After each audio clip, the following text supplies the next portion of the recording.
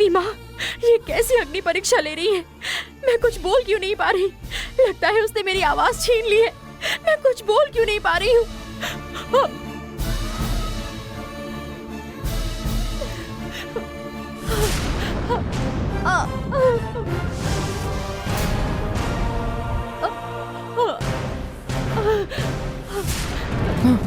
देखा तुमने? गंगा किसी को कुछ नहीं बताएगी ऐसा कहा था ना। अब क्या कहना है तुम्हें? वो जाकर वहां नंदिनी से बातें कर रही है।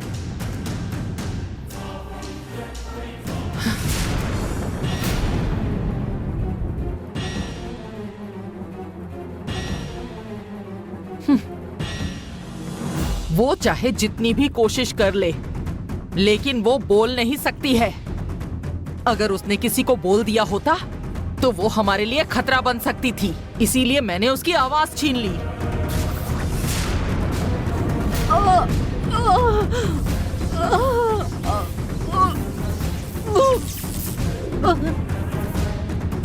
तुम्हें गंगा की आवाज छीनने की कोई जरूरत नहीं थी माधवी।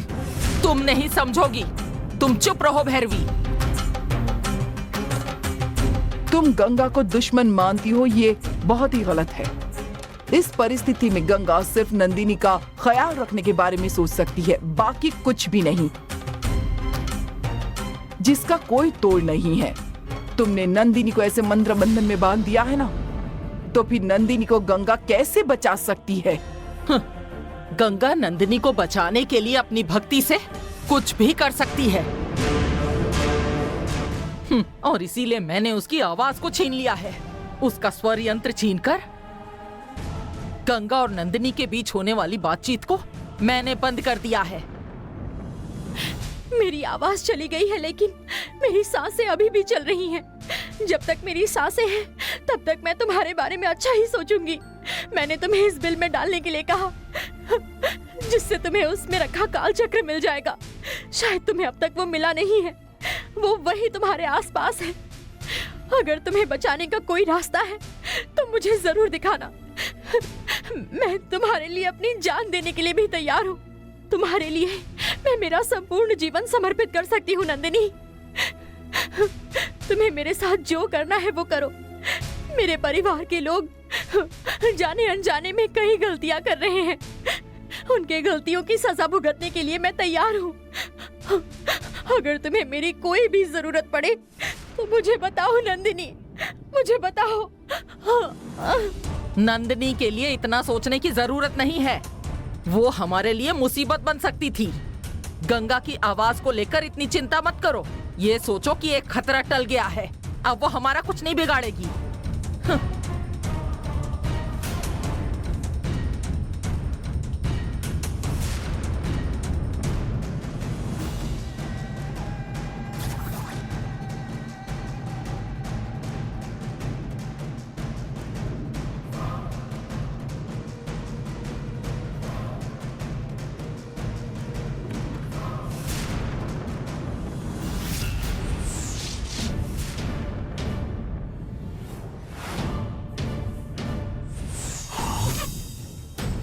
आओ फूफा जी। तुम दोनों होटल से कब आए? जीजा जी, ज्यादा आश्चर्य में मत पड़िए आप।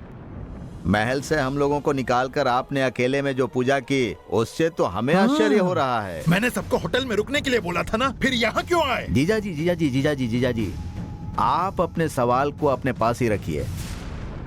मेरे सवाल का जवाब दीजिए जीजा जी। आपको मारने आई उस नागिन को आपने बिल में कैद कर दिया, यह अच्छा है। लेकिन आपने माधवी के जरिए गंगा को मारने की क्यों कोशिश की? शायद गंगा को मारने के बाद नागिन को पकड़ना आसान होगा, ऐसा माधवी ने कहा होगा। ठीक कहा ना फूफा जी? ठीक है जीजा जी। आपके षड्यंत्र के बारे में हमें कैसे पता चला, ये सोचकर आपको सदमा लगा होगा। अब ऐसी स्थिति में आपसे सवाल पूछकर आपको परेशान नहीं करूंगा। आप रेस्ट कीजिए, दिमाग पर जोर मत दीजिए। चलता हूं जीजा जी। आता हूं फूफा जी। जीजा जी, हाँ,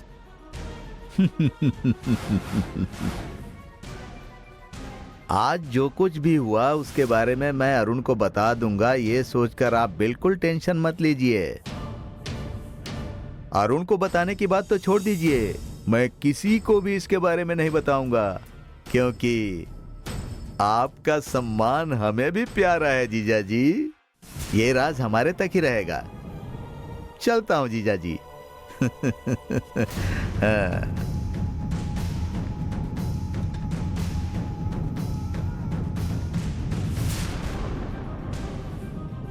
इनका दिमाग जरा ज्यादा ही दौड़ने लगा है। माधवी को बोलकर पहले इन्हें चुप करवाना होगा।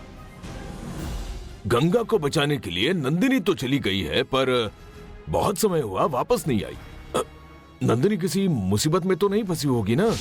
नंदिनी बहुत होशियार है बाबा, वो इतनी आसानी से किसी के हाथ नहीं आएगी बाबा, उसे कुछ नहीं होगा। आप चिंता मत कीजिए, नंदिनी जल्द ही वापस आ जाएगी। बाबा, मूर्ति कॉल कर रहा है। बोलो बोलो। हेलो मूर्ति। कहाँ हो तुम? मैं यही पास में ही हूँ। क्यों, क्या हुआ? हम यहाँ होटल में हैं। तो फिर तुम क्यों बाहर गई? मुझे बोर हो गया था, इसलिए मैं चली आई। कुछ प्रॉब्लम है क्या? ठीक है, टेंशन मत लो, कोई प्रॉब्लम नहीं है। फूफा जी का फोन आया था, उन्होंने सबको जल्दी घर बुलाया है। और सुनो, अब थोड़ी ही देर में हम यहाँ से निकलने वाले हैं।